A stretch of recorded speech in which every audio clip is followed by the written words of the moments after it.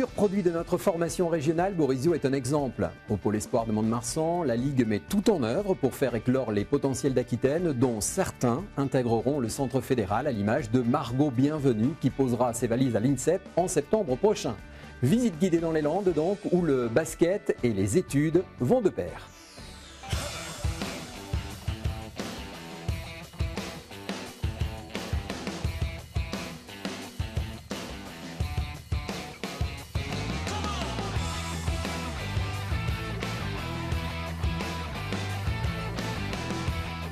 Ça fait plus de 20 ans que le CEBB existe maintenant, qui a été créé par Jacques d'Orgambide et il a pris son essor sur Mont-de-Marsan véritablement avec les structures qui sont les nôtres, sachant qu'après en termes d'organisation, il y a des financements autour de ça bien évidemment qui sont liés aux subsides qu'on peut toucher de la fédération, notamment par rapport aux résultats qu'on a sur ce pôle lorsqu'on sort une joueuse ou un joueur à l'INSEP ou vers une équipe de France de jeunes, etc. Donc évidemment, on a une prime à la qualité et au travail effectué qui vient nous aider. On a des aides de la direction régionale. On a bien sûr la pension des parents qui vient alimenter aussi. Et puis une aide conséquente quand même qui est de la Ligue directement, puisqu'on est quasiment à hauteur de 60 000 € quand même, il faut le savoir, d'investissement sur un outil comme celui-là.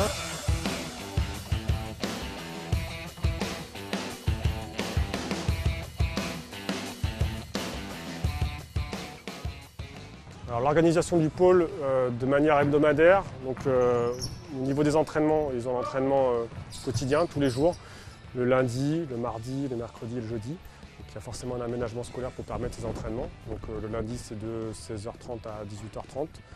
Pareil le mardi et également le jeudi. Le mercredi ils n'ont pas cours l'après-midi donc on a des créneaux un peu plus longs. Et on a aussi un petit créneau du vendredi en fin de matinée. Avec les quatrièmes cette année qui se passent au collège où ils ont un travail d'adresse. Ton projet scolaire, ton projet sportif, c'est quoi le plus important pour toi?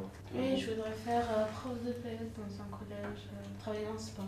Prof de PS. J'ai démarré le basket à 8 ans dans mon petit village qui s'appelle Pendagenet, dans le Lot-et-Garonne. J'ai fait beaucoup de progrès parce que j'avais un niveau avant qui n'était pas trop...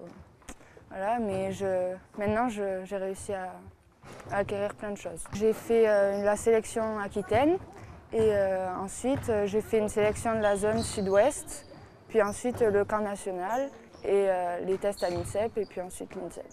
Elle n'est pas très douée, elle bosse. Donc, elle bosse beaucoup? Elle bosse. Non, pas beaucoup, elle bosse. Bon, mais t'es quand même si tu as fini les devoirs, il faut quand même que tu lises, que tu t'avances, que tu fasses des... Alors là, gros poids, c'est bien. Ça, c'est gros poids, lire. C'était un très bon accueil, c'est très bien de venir pour découvrir le pôle aussi. On a une autre vue du pôle. Et à l'entretien ce matin, on a pu poser pas mal de questions pour rentrer par rapport aux problèmes des trajets financiers. On peut avoir des solutions. Et par rapport au collège, c'est bien d'avoir été au collège aussi, au niveau de la principale qui nous a bien expliqué le déroulement. Toutes les règles du basket sont applicables à l'école, ça veut dire qu'il va falloir s'entraîner.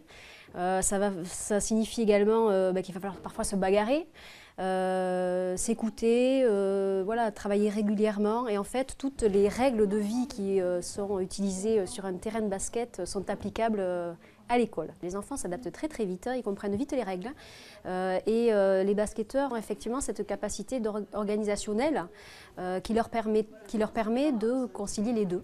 À la fois les études en étant bien organisés et efficaces et réguliers dans le travail et à la fois le basket avec finalement les mêmes qualités demandées, c'est-à-dire la régularité, l'entraînement, etc.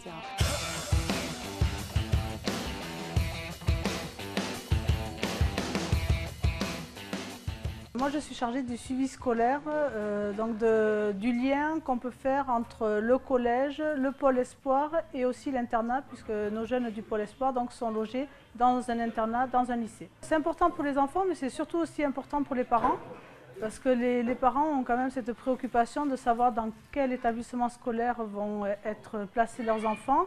Et c'est vrai que comme la scolarité est quand même quelque chose de très important, ils s'interrogent souvent plus sur ça que sur la partie technique, entraînement, étant donné que sur le côté sportif, ils sont quand même habitués avec les entraînements en club. Au début c'était compliqué quand même, Je gérais le rythme, les entraînements, les devoirs.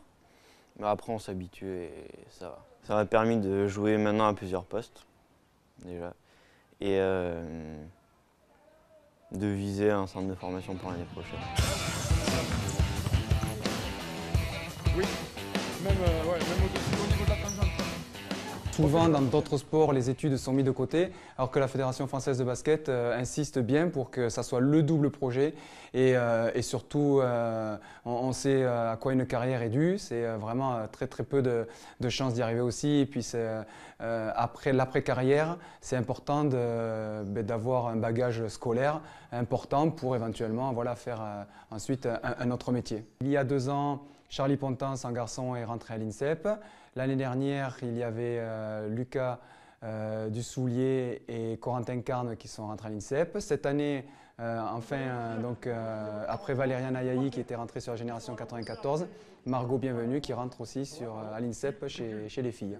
Ralenti, passe.